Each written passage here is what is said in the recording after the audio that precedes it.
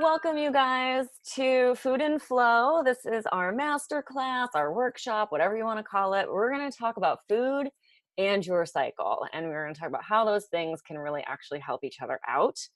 And I just wanted to start off with how much I love food. I feel like this should really be stressed today. I adore food. And I have written about it and I've talked about it and I've talked about periods and flow and menstruation. And these are just some of the things that I have been on of note, talking about everything from food to our periods to the combination of food and periods. And we're gonna dive in. And this is something I've been doing for a really long time. So I'm really stoked to do this again. I haven't done it in a while. I started off my journey with endometriosis. So that's how I got started in the period stuff. I spent 20 years with really, really, really horrifically bad periods. I mean, really, really, really bad periods.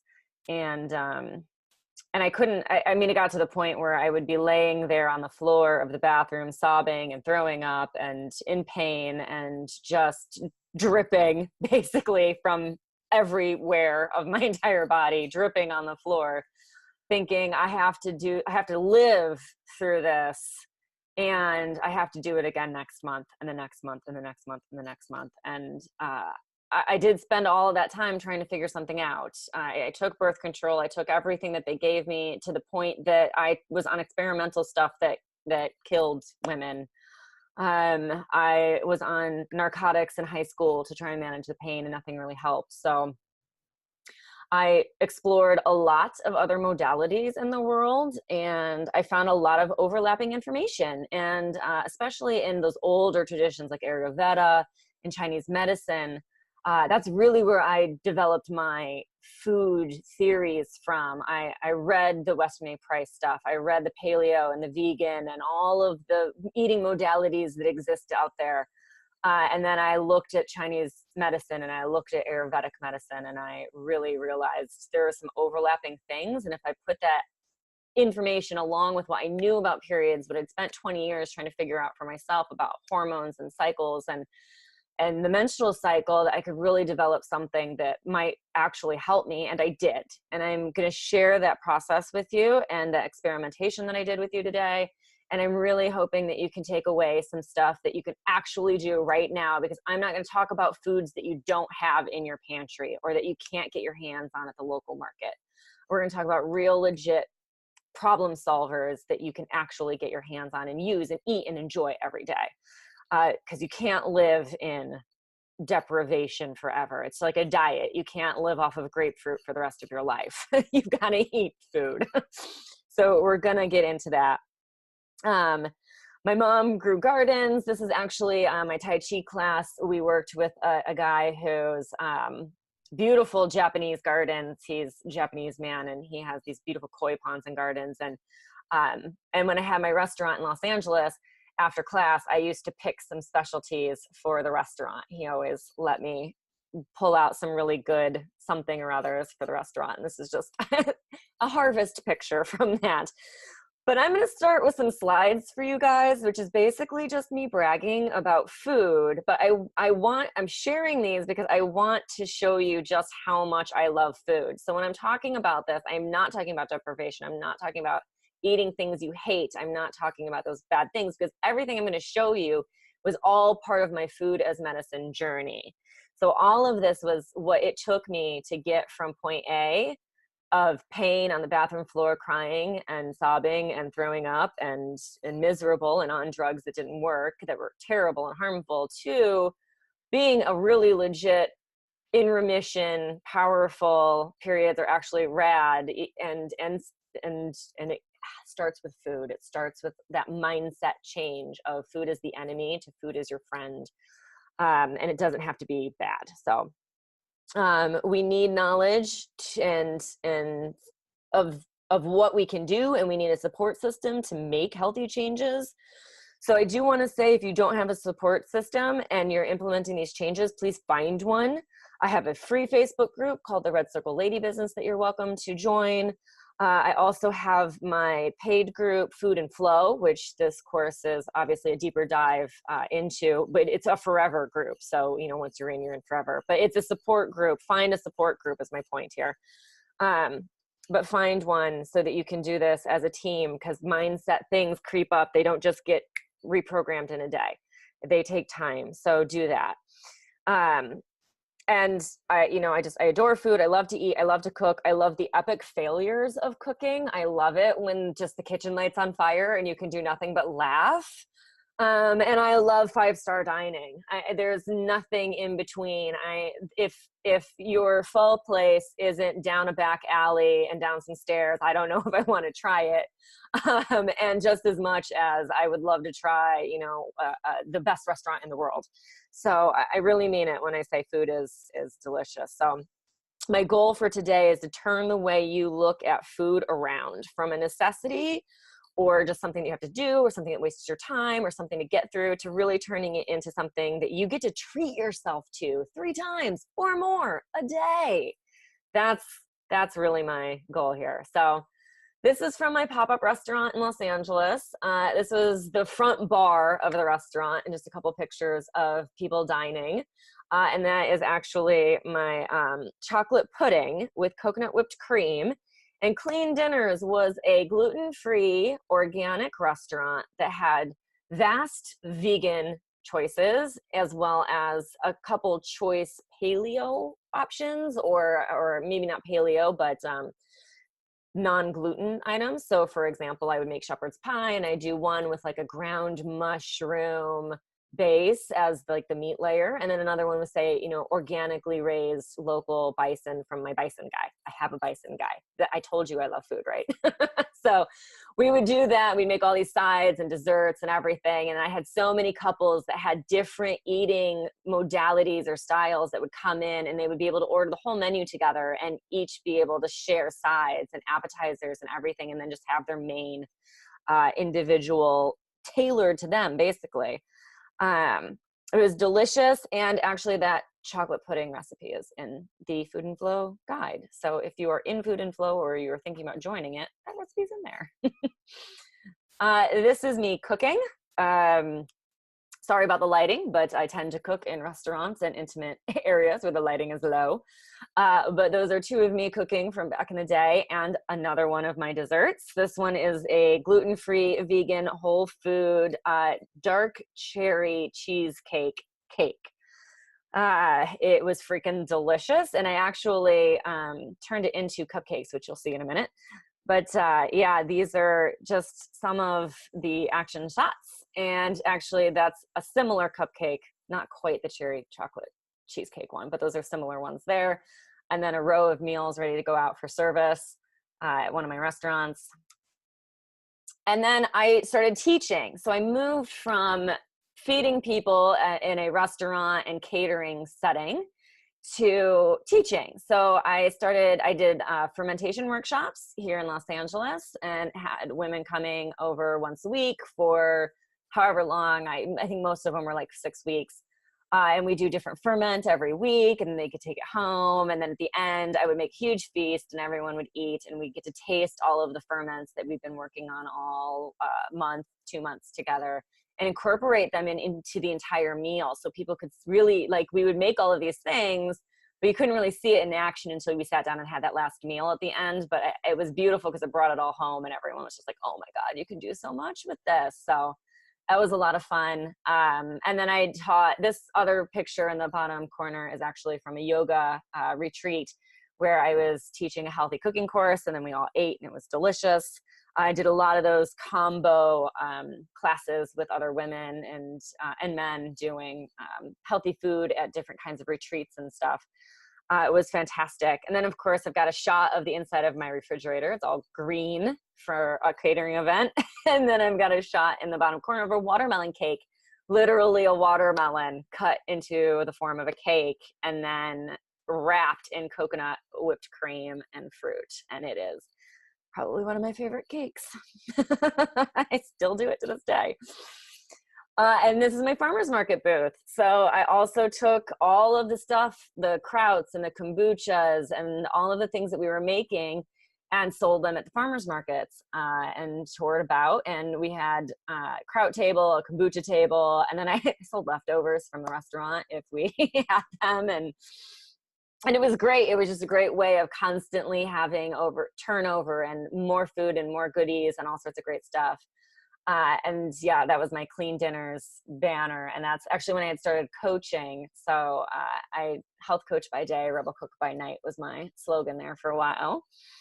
And it was delicious and fun. And then we had Saturday afternoon breakfast club after the farmer's market. So at like 2 PM, I'd make a huge breakfast and sell tickets. And everyone would come over and have tickets, and people would bring champagne, and we get orange juice from the farmer's market from one of the other vendors. I traded kombucha for orange juice. And we would just like have a really great lazy Sunday afternoon. People would help me put the kombuchas away and cook. And it was actually quite a lot of fun. So yeah, just to kind of hit home on the evolution of food and how it all really worked out over the years. So before we dive into the class, I just wanted to let you know that this is a generalization. Everyone will have a snowflake moment, right?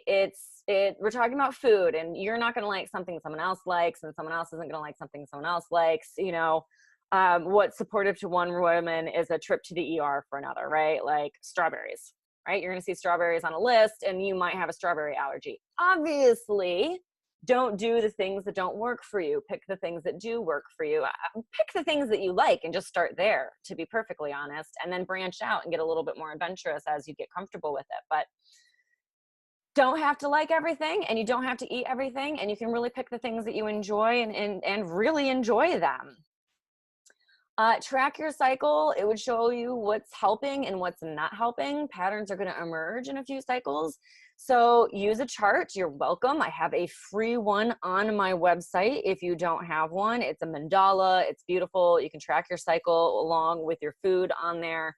And you can see how your food affects you. So and I know I hear you going, oh, well, I'll remember. You won't. Believe me. I thought that I really had it all in my head. And when I went back and actually looked at charts, I was shocked by how wrong I actually got things. Just time plays tricks on our memories. It's often not really what happened or how it happened.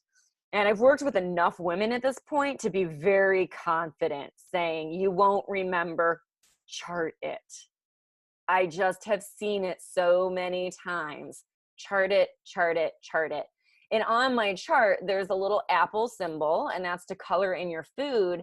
And you can try different things. You can do different ways of coloring in to represent different things. There's a little key that you can fill out for yourself. Don't trust your memory, just chart it down, and then you don't have to worry about it either way. You can just go back and look and see what is working and what's not. You can see your patterns. You can see what your mood is the next day. You can see what your energy level is the next day. You can see what your period is like every month, and you can really make that call far easier when you have all of the data actually in front of you. And at the end of this call, I'm going to share with you Food and Flow. It is my delicious community. And I just want to note that your relationship with food takes time. Deprogramming our minds from all of the baggage that we have around food, it takes time. The reason that Food and Flow is not a like 6-week course that you have to get it all in and then get out, or, you know, a 3-month course or whatever, is because I can't dictate for how long it will take you. It's also not a membership. It's not like a monthly payment or anything. It is just pay once and you're in there until you want to leave. Or until I kick the bucket, or the internet explodes, or Facebook just dies. Though I feel like if Facebook dies, I will know and I will have a plan for us. But you get my drift. It's been going for years. I see no reason to change it. I'm not going to change it. So once you're in, you're in. And I'm going to share those details with you at the end of the program. So you can hang out for that. So Virginia Woolf, one cannot think well, love well, sleep well if one has not dined well. And I truly believe that with every fiber of my soul. And I promise you by the end of today, you're going to see options in the foods that you already know and love that will actually help you feel better all month long, and you'll know what's for dinner. Even if you don't have a period problem, you can really start bringing eat more regularity to it, just eating to optimize your hormones, which will make your perimenopause, which is about your 40s. It's about 10 years long. It generally is your 40s. Most women average age of menopause is 50.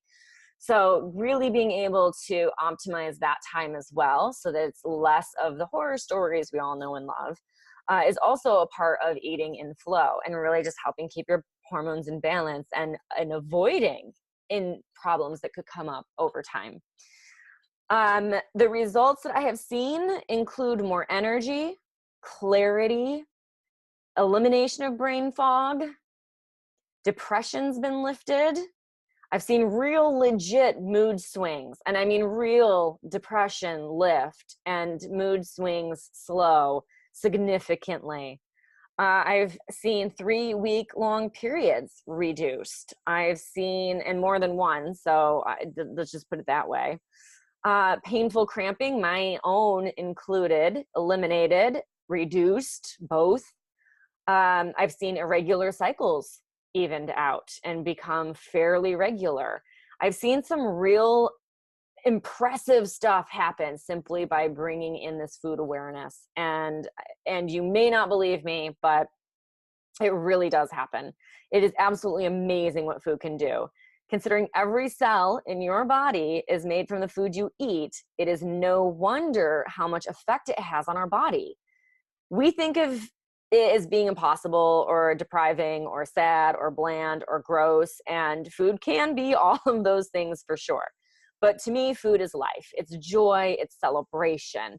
So let's come from a place of delicious celebration and dine well. So this is your month of menstruation. I just want to give you a little overview, and you're absolutely welcome to take a screenshot of this, print it out, put it on your refrigerator. In Food and Flow, I absolutely encourage printing this. I include this as well as a black and white copy that you can download and print out and post it on your fridge. It's an incredible, it's just a really good way to do it. Stick it next to your grocery shopping list, whatever. We also have cheat sheets with far more foods. It's all different categories: fruit, veggie, protein, all that kind of stuff. But we actually have cheat sheets in the group as well of all of the things listed. But this is just a really nice, easy overview. And we're going to go through each of these phases, and we're going to talk about the foods, and we're going to talk about the energy of it and the season of it. So for example, the menstrual phase is winter. We're going to talk about the water element, and we're going to talk about not only the foods, but also how to cook the foods and how to process the foods so that they're also energetically in alignment. So we're not only talking about just the foods you eat on that physical body level of like, okay, I'm going to eat this and it's going to reduce my estrogen, or I'm going to eat that and it's going to increase my progesterone, but also the energy of the food that you're eating and really helping to bring balance to the 4 phases of your cycle through that energetic shift. So I'm a big fan of science and woo. I like pulling them together and weaving them nicely. They really support each other. And I also am very fond of saying science will catch up to woo. In the meantime, let's use the science that we have, and let's use the woo that we have, and just bring it together. Take what you like, don't eat what you don't like, as I like to say. So each phase, as we go through this, we'll talk about those hormonal shifts as well, and then the energy and other things. And today we're going to focus. We don't have a whole heck of a lot of time, so we're just going to stick to these super targeted food focused. And they're very interrelated. So here is just the overview of what your hormones do in a cycle. The beginning of this is considered the first day of your bleed, day 1. And then day 14 is the ovulation, which your ovulation is not necessarily on day 14. It's just in a 28-day cycle on average, most women ovulate on day 14. There's not wrong, it's not right. It's just generally what happens. Also, you're not shooting for a 28-day menstrual cycle. That's not wrong or right either. This is just the median.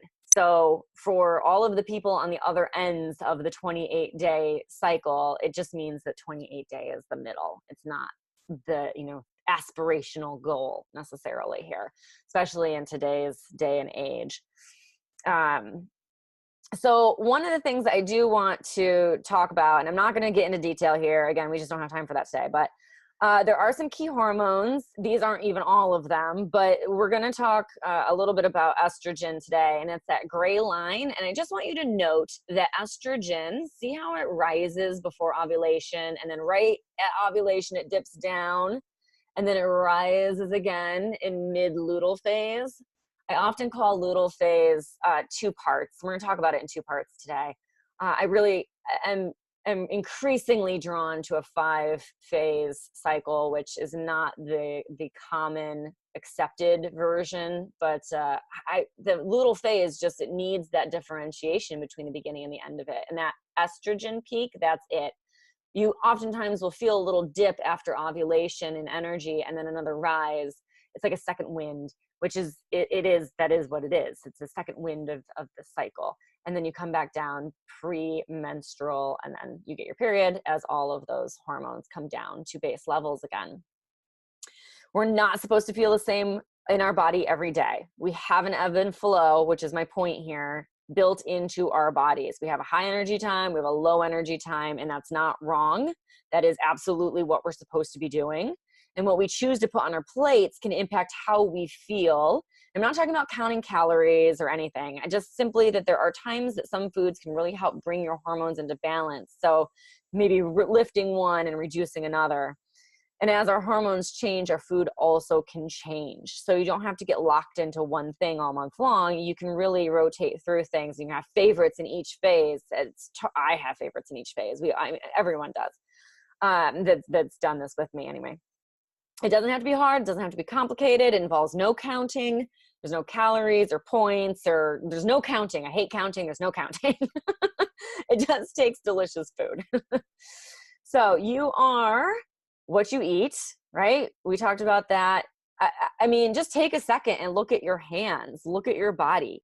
This is made out of the food that you eat. Your hands are literally made out of the food that you eat. The bones inside your hand, the blood inside your hand, your heartbeat, the blood that flows through your body, all of this is the food that you actually eat. So how is that not a divine connection? How have we so mangled our relationship with food that we're here? Let's end the drama. You're made from the food you eat. This is a divine, collaborative endeavor. Every cell, every fiber, the whole shebang is made out of the food. So let's dive into the food that we eat, and let's come at it from a loving perspective, okay? So we're going to dive into the luteal phase, and the luteal phase is that 2 weeks right before you get your period. I like to start here because this is one of the most important phases to really get your food synced to your cycle. It makes such a huge difference. PMS is not a phase of the cycle. It is a hormonal imbalance that takes place during the luteal phase. So this is actually chocolate mole from in Florida when I was at my parents' house, and I took this picture on my mom's colorful flatware and plates and whatnot because I just thought it looked great. And it is freaking delicious and divine. And oftentimes in the luteal phase, we are craving chocolate and we're trying not to eat a ton of sugar.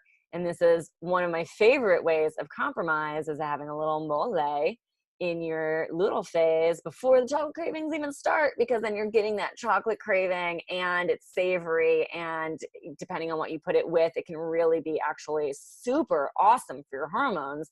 Chocolate is not bad. It is actually pretty good. So hence we've got the chocolate mole here.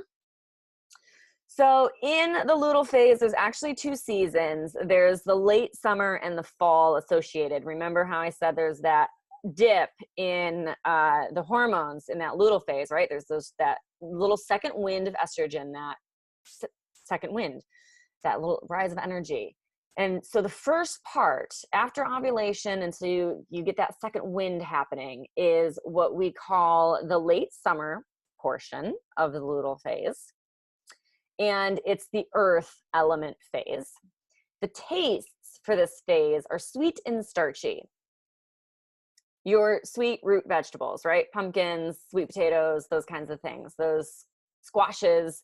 Sweet and starchy is absolutely the name of the game during this phase of the cycle. So I've got a little list of some of the more common foods during this phase of your menstrual cycle there. and earth, roasting, stewing, mashing, right? Those earth cooking techniques. So when you're preparing food in this part of the cycle, just bring that little bit of conscious awareness to say, oh, hey, I'm going to be in my luteal phase. I'm going to roast something. I'm going to get really earthy and I'm going to roast. I'm going to throw some sweet potatoes in there and some squash and maybe roast some turkey or maybe do some roasted chickpeas, right? There's so many things that you can do with this. Obviously, roasted beef is an easy one. Roast that pumpkin. And as the slide says, there are 5 ways to stuff a pumpkin. Actually, there's way more ways to stuff a pumpkin, but the 5 ways to stuff a pumpkin is part of the Food and Flow recipe library. And it's just fun, savory ways to stuff a pumpkin. And there's also sweet ways, which I think are a little probably easier for most people to think of. But I like to get a little creative and give you guys some other out of the box ideas. And you want to think about the colors of fall. What's orange? The late summer colors, orange and yellow, right? As the leaves are turning. So look for foods that are those orange and yellow colors. So then we're going to go into the second part of the luteal phase. This is your metal element. This is after that second wind of estrogen has happened and you're starting to get into that decline before your period. And it might be more extreme for some women than others. Some women find that week just to be holy hell on earth, and some women breeze through it no problem. Either way, you still want to make sure that you are giving your body the foods that it needs and really helping to keep everything feeling good. So during this time, you're looking for savory and pungent. One of those reasons is because your immune system takes a dip as your estrogen takes a dip. So your immune system and your estrogen are actually very linked. And that's why a lot of us tend to get sick before or during our menstrual cycle. And the only flu that I've had in the last decade was literally my period. I got my period and the next day I got my flu, and it was a miserable event, the whole thing. So really having these foods helps boost your immune system, especially at a time when it's at its weakest. And we're also just tired and we're preparing to bleed and we're about to expend a lot of energy. So really stacking the deck, right? Getting yourself into a position where you're preemptively boosting your body and your system is really smart. And a lot of these foods are really actually huge immune system boosters, right? The spicy things, the horseradish, the mustard greens, the wasabi, the mustard, those are all onions, radish, cilantro, all cloves, basil, oregano, all of these things could be considered spicy. And they're all really good immune boosters. So thinking about these, this phase of the cycle is almost like a condiment phase of the cycle. So going back, you've got these great base foods, and it's not to say stop eating these in the second half of your luteal phase. Keep eating these in the next part of your luteal phase. Now just add in some of these, add in some oregano, sprinkle some, shiitake mushrooms around, put some mustard on it, do something with a little bit more spice and pizzazz this week than you may normally. Feel free to dive into some onions, grab a bunch of radishes if you like them, roast them if you don't, because they're far more mild afterwards actually. But dicing, mincing, condiments, sauces, these are cooking for metal. So really, think about it with a knife. You're dicing, you're mincing, you're slicing, you're julienning. You don't have to get nearly as fancy as that. I don't think I've actually ever technically julienned anything in my entire cooking career. But dicing and cutting and these kinds of things are very condiment oriented, right? So one of the things that I love about this phase is you've got your chickpeas, right? At the beginning of this phase, I love making some hummus with this and then adding some spicy to the hummus in the second half of the luteal phase. And then just slicing up some great veggies and having hummus with these great veggies, throwing some spicy on them. And I love mustard greens personally. So any excuse to get some mustard greens out and dice them up is always good for me. And I just, a real quick pan fry, nice, good body healthy grass-fed butter or ghee or coconut oil.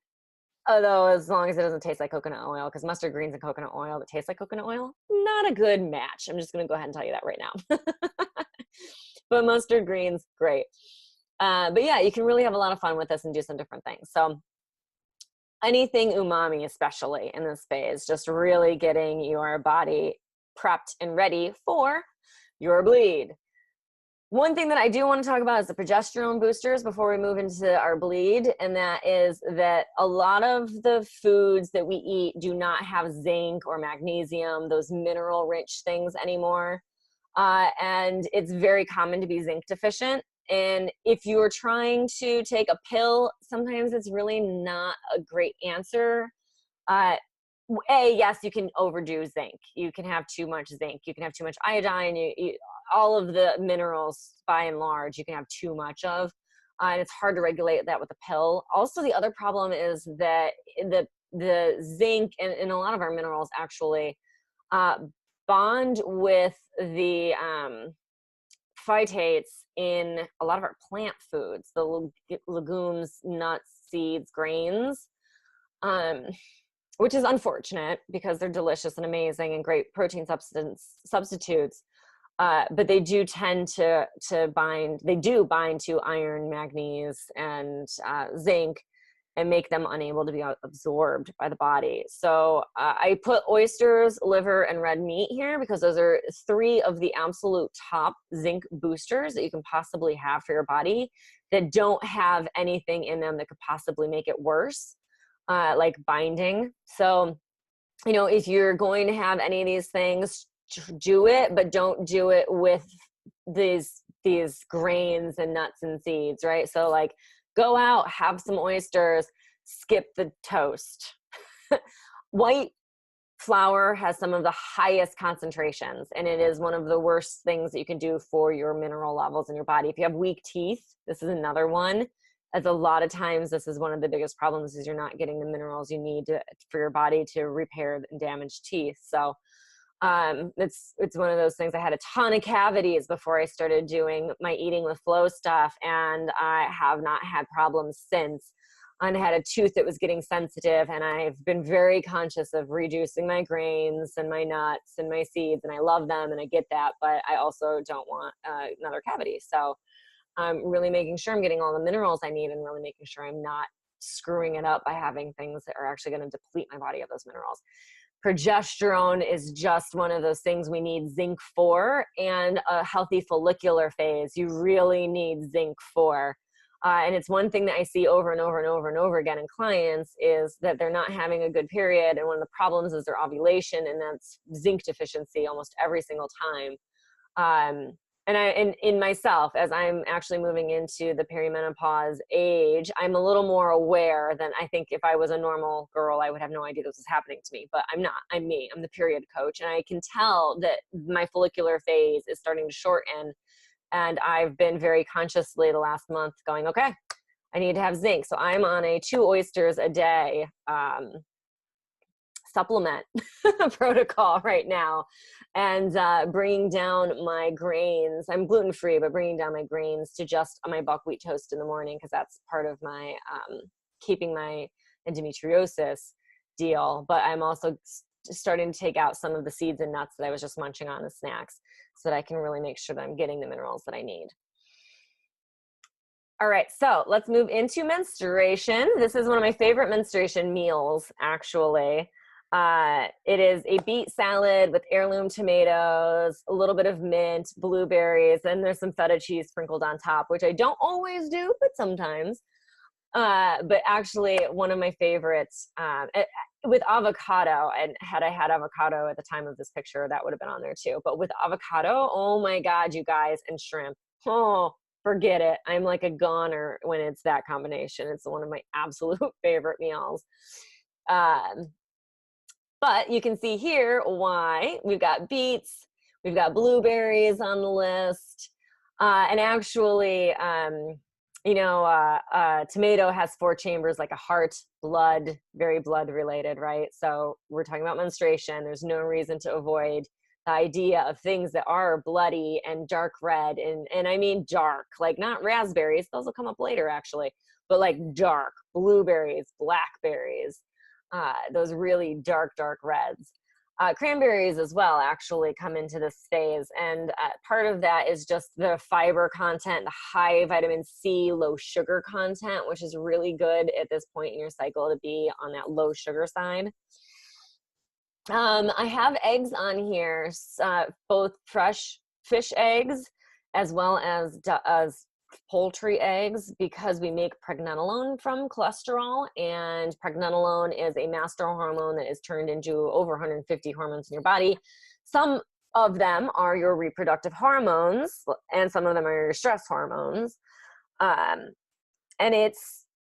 the pregnenolone becomes progesterone. Progesterone is what makes you feel good. Progesterone will be turned into, instead of turning that pregnenolone into progesterone, our bodies will turn it into cortisol, a stress hormone, if we are stressed out. So being sure to de-stressify our lives as much as possible makes a really big difference, so that you're turning your pregnenolone into the appropriate hormones. But it doesn't always happen, and I get that. So eggs, you need the cholesterol to make the pregnenolone to make 150 other hormones in your body. So I have those on there not once, but twice for a reason, because it is just that important. And it's a good source of it. Progesterone is also what keeps your womb intact during that first trimester, that really critical trimester of pregnancy.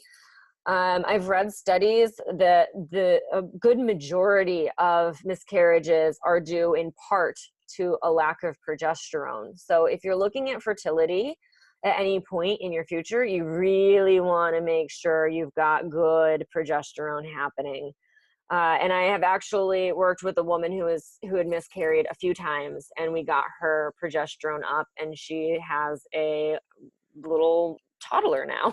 So it really does work. It really does make a big difference. Whether you're having kids or not, it doesn't really matter. You want to have a healthy reproductive cycle, but if you are looking to have kids, you really do. As I said earlier, the menstrual phase is your water phase. It's your winter phase. Your flavor is salty during this phase. So, I've got the salted fish in there. Salted cod, bacalao is a very popular dish made from salted cod.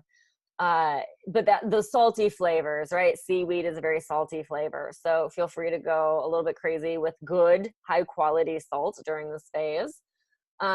Soups, for obvious reasons, right? Water, winter, soup. Steaming, poaching, and freezing are also ways of preparing or storing food for the menstrual phase. And I'll tell you what, poaching, especially some fruit poaching, oh, yum, delicious. You can do a lot with, these different kinds of cooking techniques, but they're really just so good during this phase of the cycle. You just need extra hydration. You need the liquid. You are bleeding, and regardless of how much you're bleeding, your body is working very hard and it is getting dehydrated. So these water cooking styles help keep us hydrated, which we need, especially during this phase. Okay, I can't nerd out too much in here. I've got to move on. Follicular. This is our springtime. This is our wood phase. This is sour is our actual flavor profile for this. I put an artichoke on here because it is actually one of the foods during this phase of the cycle. And then I realized I took it off the food list because I was trying to pare this down to something a little bit more manageable for today. But it is. You get a bonus food right there. But this is the sour phase. So you're talking about your vinegars, your krauts, your kombucha, your kimchi, your pickles. That's a picture of my farmer's market booth, my Stasha Pop. All kinds of different fermented carbonated drinks, but they all have that fermented kind of flavor to them. Some are sweet, some are savory, some are sour, but you want to have that really nice tart flavor there, right? And then you start to move into your veggies and think about spring. Think about your spring veggies. What are they? They're the string beans and the leafy greens and parsley and your zucchinis and all of these things, the lemons, limes, citrus foods, those sour foods, right? Plums, sour. Those are all really great parts of that spring element in those foods. And I do have liver on there because yes, liver, it is high in minerals, right? The zinc, the things that we need. So I have that on there, and I know it's not a common food. And I told you I was going to have common foods on here, but that's just one that is so important for ladies. And I can tell you lots of ways to hide it in foods so that you don't even know it exists. I've done it to a lot of people over the years. It's fine. They're all alive and healthy and feel great. Grilling, smoking, searing, pickling, fermenting, cooking over the old campfire, all really great ways of cooking during this phase. And especially since your follicular phase, your young energy is rising, you're more extroverted. It's more fun to go out camping during this phase if you enjoy it at all. But it's definitely a lot more fun to, have a party and grill outside during this phase of your cycle than say your luteal phase. And most of us just want to like homebody and like Netflix on the couch.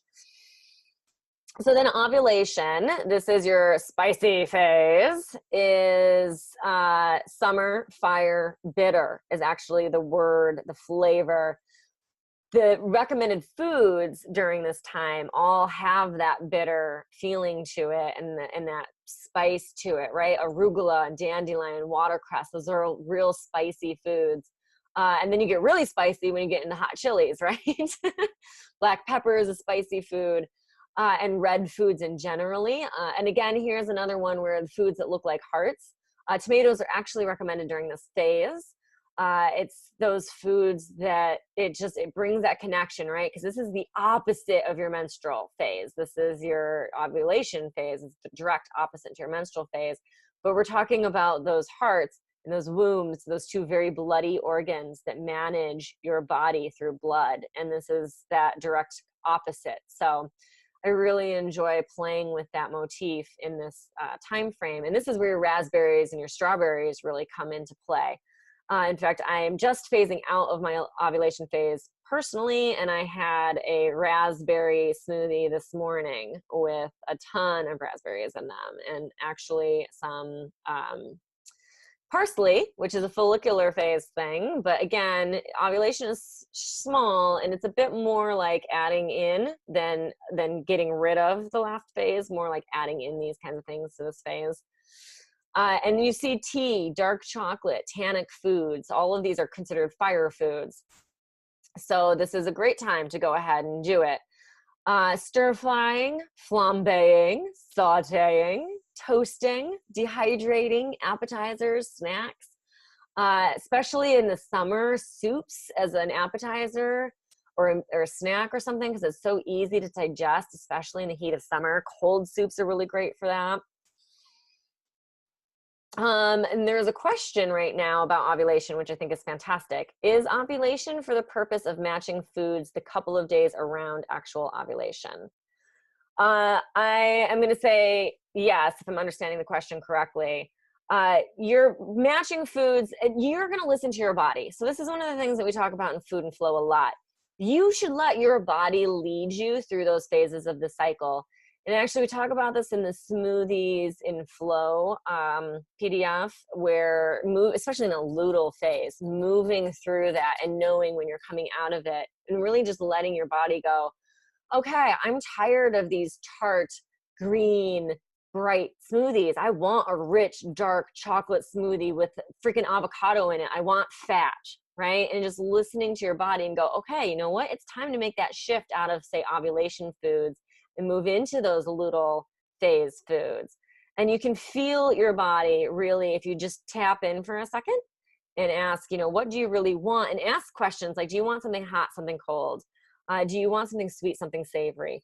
Heather, she did she did a bonus class into the Food and Flow program on intuitive eating. And she actually gave us a bunch of questions, 3 or so questions to ask and really just tap into what your body's asking for. And that I really find is so helpful, especially when we're moving through the different phases and picking out different foods that we really want to indulge in. It can really help. And then in learning how to interpret what your body is saying to you, because a lot of us I can hear people thinking, okay, but I just want pizza. in my little phase. Like, I just want pizza or a bag of chips or something. Like, what that means is you want fat, you want sugar, you want comfort, you want these things that we're interpreting as pizza because that's how we normally get it, because it's quick and it's easy and we've been eating it our entire lives. And yes, pizza is a totally fine food. I would encourage you to try it in a different way. I would encourage you to see if there are other ways of satisfying those cravings. It's not a cheap pizza from the corner shop that's full of junk and yoga materials and all that kind of stuff. Or even just making one at home on your own ups the quality level huge. I love pizza. I am from New York City. I love pizza. I make my own pizza. I have pizza cravings. I eat the pizza, but I generally make my own. And I have a few go-to recipes and everything from a cauliflower crust to a gluten-free homemade crust, to just, buying one from the co-op that's actually really high quality, but, quick and easy. But you can feel those things in your body. So when you're going through and food matching, tune into your body and ask her, is she ready to move into the next phase yet? Or does this feel good? And that's what I like about the lists. That's why I like putting that month and menstruation on the refrigerator. That's why Food and Flow has the lists all written out so that you can actually look at it and go, ooh, these things sound really good. And this one thing in the next phase sounds really good to me now. And you can sort of start moving into the next phase. It doesn't have to be like, today I'm eating luteal and tomorrow I'm eating menstrual, right? So you can really start moving through things. And leftovers never go uneaten in my house. So they sometimes just blend into the next phase. And I hope that answers your question. If that created more or follow-ups, feel free to ask. And you can always ask in the Red Circle Lady Business group, which is, just pop in and ask. So where are you in your cycle right now? Where are you going to be in the next couple of days? You might be just finishing up a phase. So what do you think? What's going to be for dinner? I honestly would love to know what's going to be for breakfast or lunch or dinner or whatever your next meal is going to be. But what do you think? What's on those lists that you might want to jump in and try and have for your next meal? And again, post here, post in the Red Circle Lady Business group, use the hashtag Food and Flow. And I'm going to show you some examples from the Food and Flow group of some of the foods and meals that have been created. Oh, there's pizza. That's hilarious. I totally forgot about that. Or maybe that was a little subconscious right there. Yeah, so these are some actual meals made in the group by some of our lovely ladies, and the ways that they incorporated things and tried stuff, and one of my own up there in the corner because it's just one of my favorite salads. But this is how we start. There's a lot of food porn in our group, just so you know, hashtag food porn. And recipe exchanging and ideas, and it is a community. It really is a community, far more than just like a leadership driven. I'm happy to answer questions, and I'm absolutely 100% in the group to answer questions, but it's so much of a community. It's fantastic, and everyone posts and comes up with great ideas and delicious foods. So I hope you guys found that helpful and enjoyable, and I hope that you have some good ideas for your next meal or your next couple of meals. I hope you had some things in the kitchen already. If not, I hope you wrote down some ideas for your next phase of your cycle. Just moved into luteal. We'll do a sweet potato for lunch tomorrow. I love it. Yes, perfect, right? So it's just a nice way of moving. One of my favorite breakfasts in the luteal phase is actually a roasted sweet potato from like the night before or something, mixed up with a little coconut milk or coconut cream and a little sprinkle of like, the spices you would put in a pie, like cinnamon and nutmeg and all those good things, a little vanilla. It's just like such a nice, warm, sweet start to the day. It just it feels good to me. Might not feel good to everybody. Like I can't deal with oatmeal ever under any circumstances. So everybody has their own thing, but that's one of my favorites. It's really simple and easy, especially if you just roast a bunch beforehand.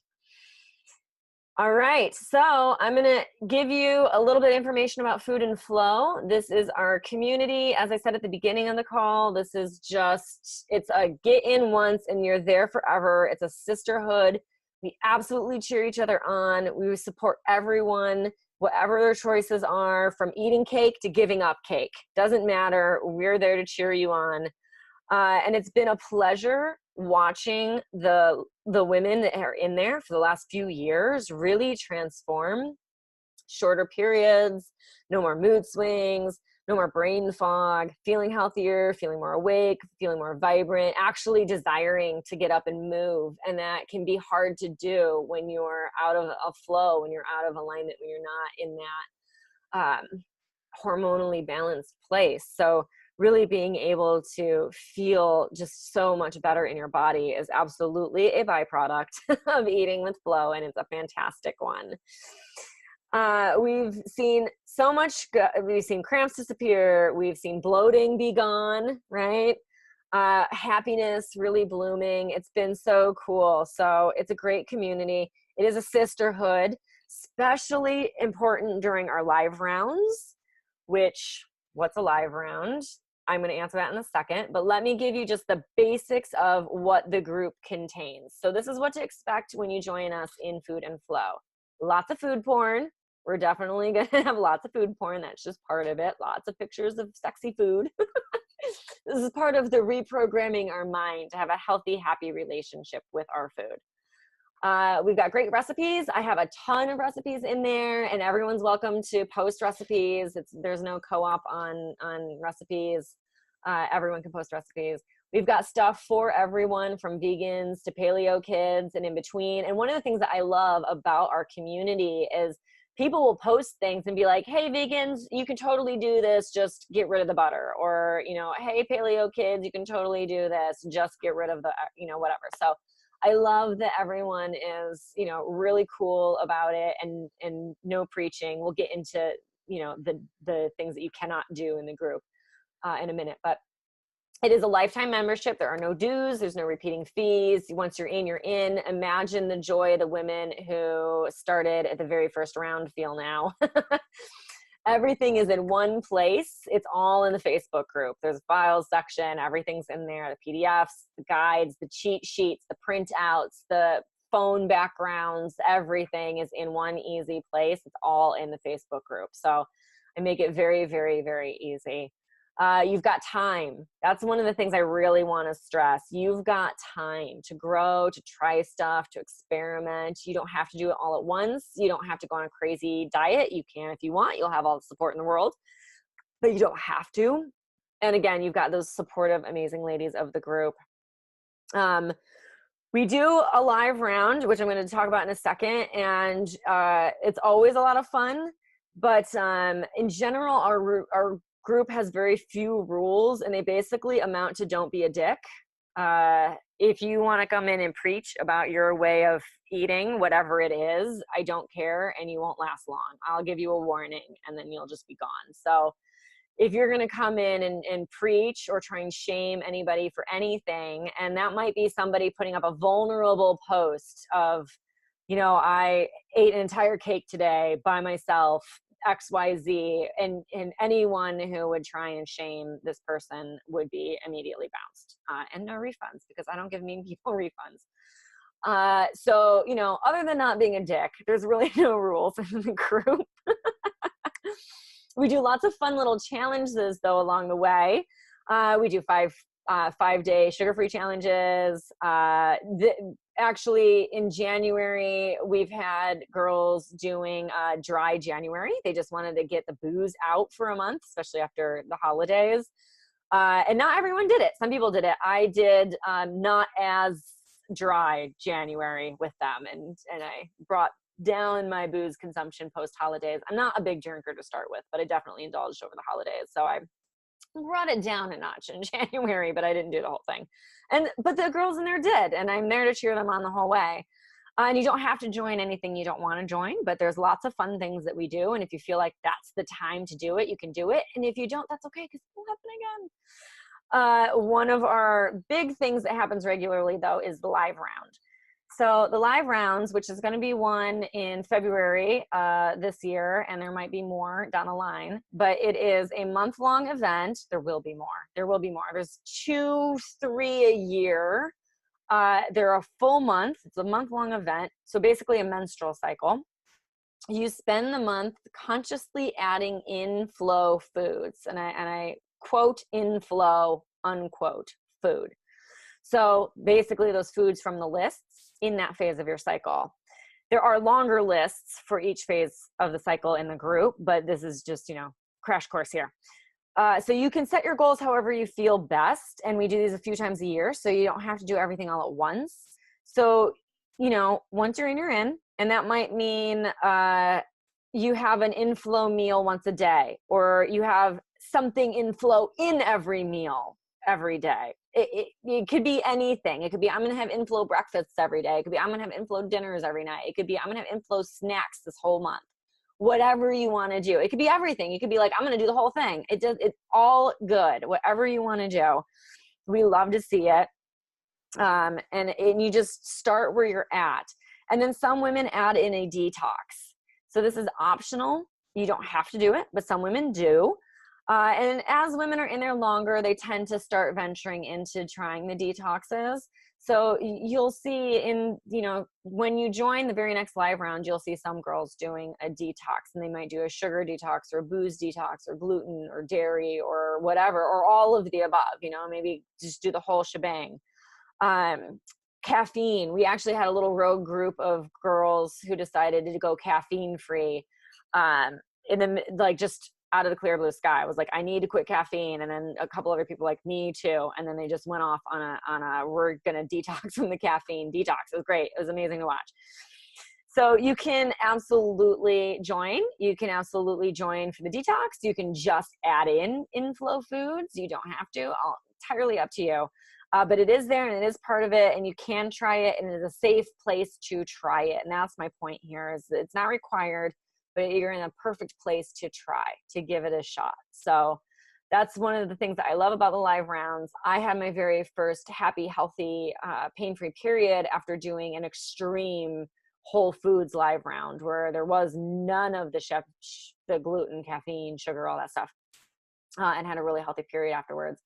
So you can really see big differences and try different things, which is a lot of the fun of it. So you can head over here to get even more details on it. You just want to note it's food and flow, not the whole word and, food and flow. Theperiodcoach.com, food and flow.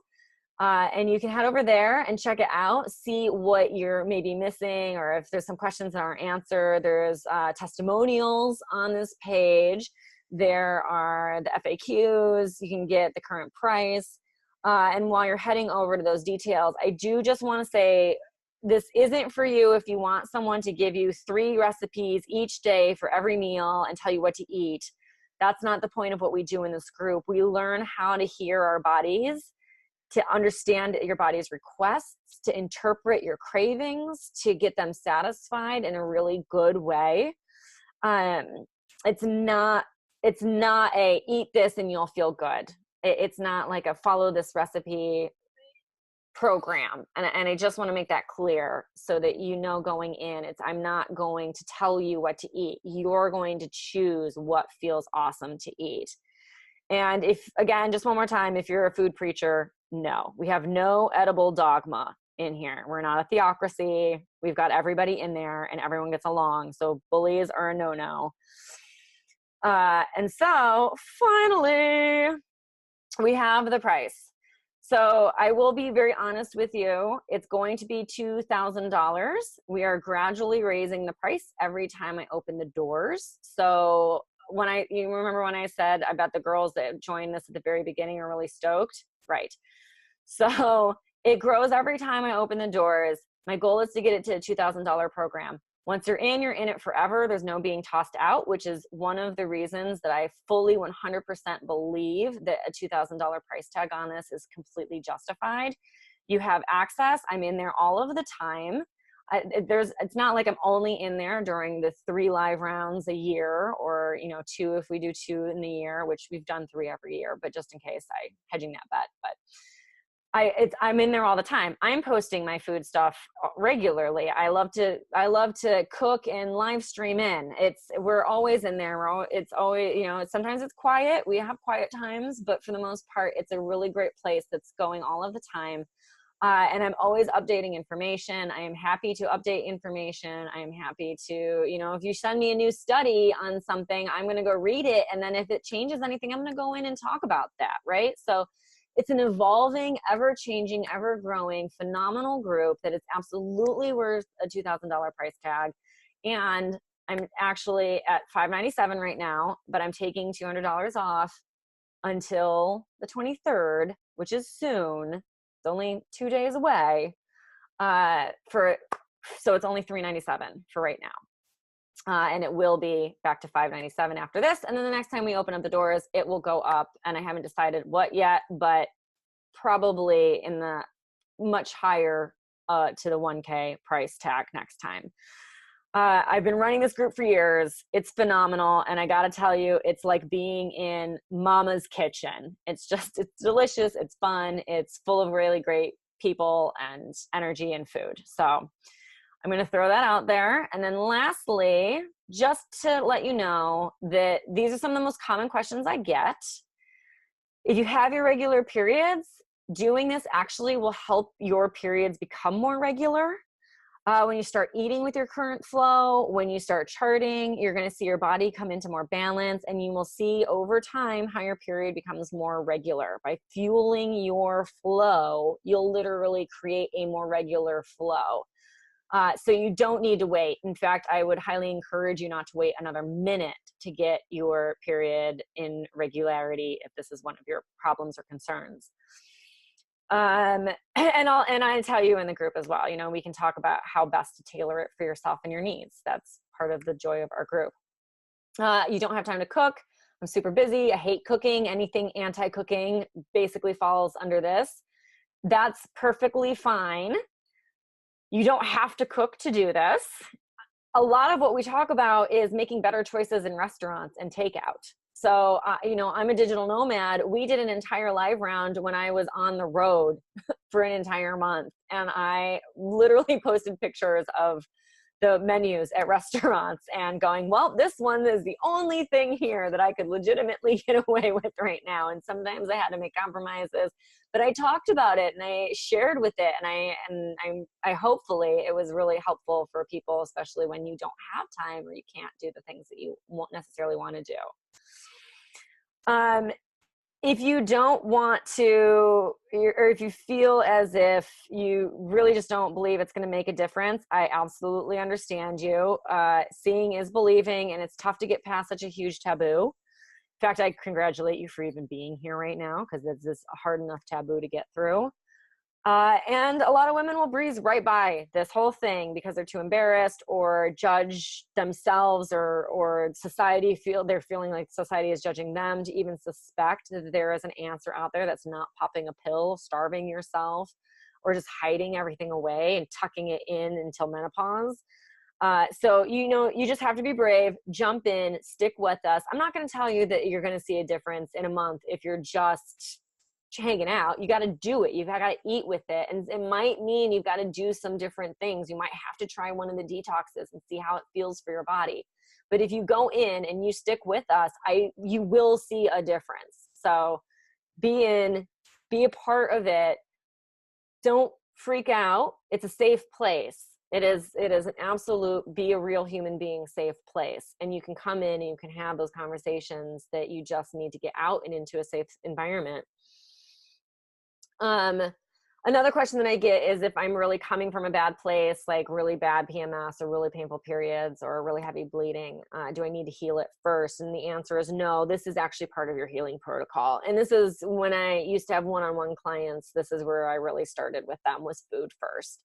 And it was just adding in foods, because it's just a great way to start improving the situation so that you can do the harder work down the road in a much healthier, happier mindset and frame. Sometimes it takes some time. We have a girl, one of the members, who's 3 weeks of bleeding and just exhausted all of the time, because 3 out of the 4 weeks she spent bleeding, and exhausted and tired and miserable and cranky, and totally get it, and totally held her and totally supported her and guided her through. And over the course of a year, brought it down to 2 weeks, and much easier and lighter. And we're making even more of an impact as we go. So it really is, it can make a huge difference. You just have to stick with us and keep going.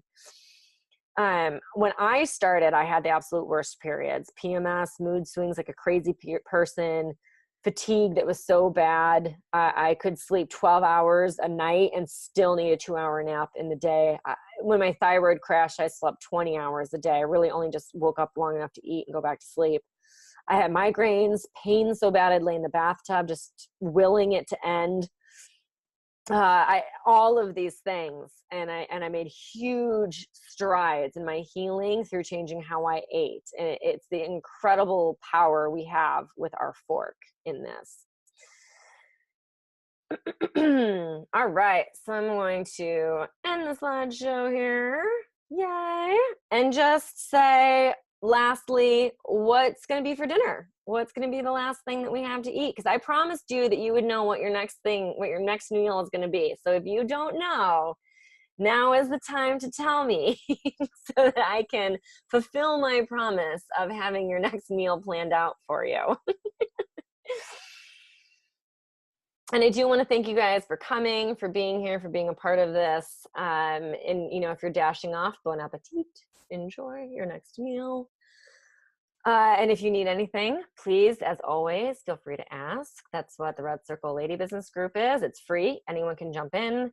And if you're ready to jump in Food and Flow, let me know, and we'll get you in there as well. It'll be kind of fantastic and delicious, as always. And if you need any help, or if you have any questions, just email me. You can email me, Stasha@theperiodcoach.com, and I'll be happy to answer questions, help you out, that kind of thing. Just let me know, because if you don't ask, I don't know, and I can't help you. So don't be afraid to ask. That's my final statement, is don't be afraid to ask, because if you don't ask questions, we can't solve the problems, right? Ooh, refried black beans with roasted root vegetables. Ooh, that sounds good. I like that one. I'm going to be right there with you pretty soon. I'm going to be on that same roasted root veg train in another probably week, I would say. Just coming out of that ovulation phase, I'm going to be real roasted root lady soon. Okay, all right. I'm not seeing anything else in the chat box, so I'm going to assume that means everybody knows what they're having for their next meal or their next inflow meal. And I'm going to close this almost on time. Woohoo! So like I said, please feel free to post in the Facebook group if you have any questions. If we close this and you're not sure, please, please, please feel free to use it. Just use that hashtag Food and Flow. I'll be looking for it tonight. Though I am officially off my Facebook duty for my own sanity's sake, but I'm going to look for it tonight. So use that hashtag if you want any questions or need any questions answered. I love you guys. Thank you so much for being such a spectacular ovary gang. Yay.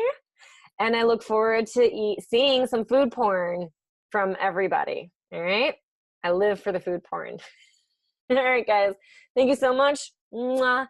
Have a lovely night. Bye, guys.